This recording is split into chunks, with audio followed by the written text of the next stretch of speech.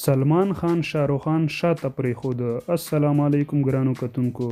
په تیره لسیزه کې د هندي فلم ستوري سلمان خان فلمونه د بالیووډ سینما د پاچا شاهرخ خان څخه زیات کتل شوي دي.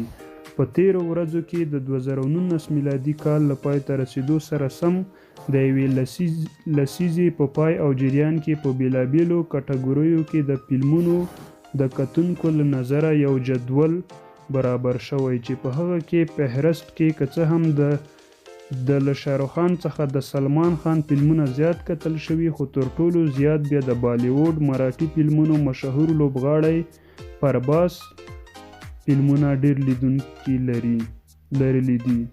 هندي رسنیو د ریپورټ له مخې په دغه نوملړ کې د غوره 10 هندي فلمونو نومونه دي چې د فهرست په سر کې د پرباز مشهور فلم باهوبلی دویم فلم شامل دی.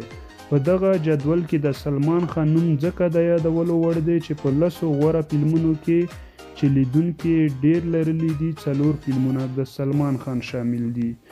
نوملړ کې 10 غوره فلمونه په لاندې ډول دي.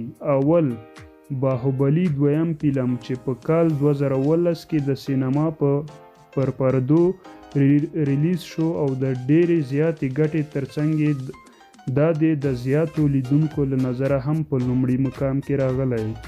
دوهم، بجرنگی بایجان د سلمان خان فلم دی چې په کال 2015 کې پر سینما روښانه شو.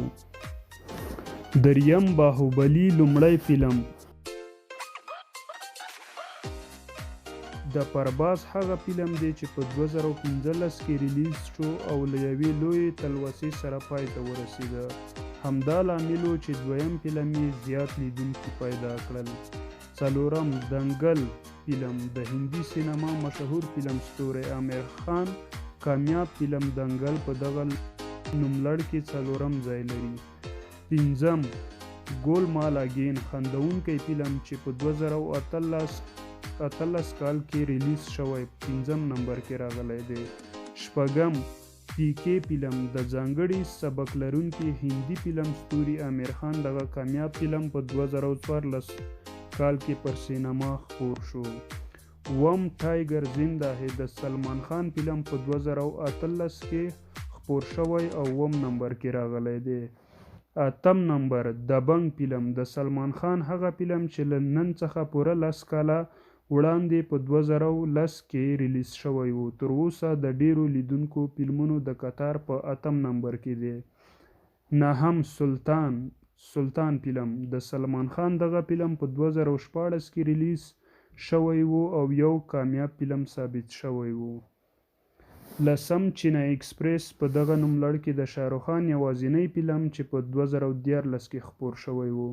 په پورته نوملړ کې د سلمان خان 4 فلمونه بجرنگی بایجان، ټایګر زنده ہے، دبنګ او سلطان شامل دي. که غواړئ نور دارنګه معلومات وګورئ نو زموږ چینل باور میډیا در سره سبسکرایب کړئ. مننه.